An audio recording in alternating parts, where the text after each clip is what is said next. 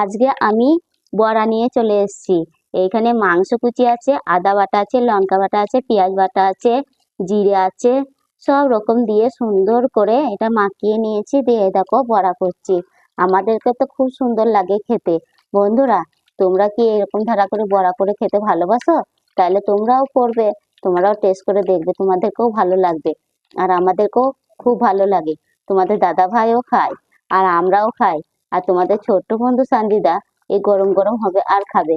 আর আমাদের রান্না খুব পছন্দ করে, ও খেয়ে খাবে, গরম গরম খাবে। সবাইকে গরম গরম করে দিতে হয়, ওরা খায়। আর আমাদেরকেও খুব ভালো লাগে। এই দেখো আমি অর্ধেক কটা করছি আর অর্ধেকটা রয়েছে আমার কাছে।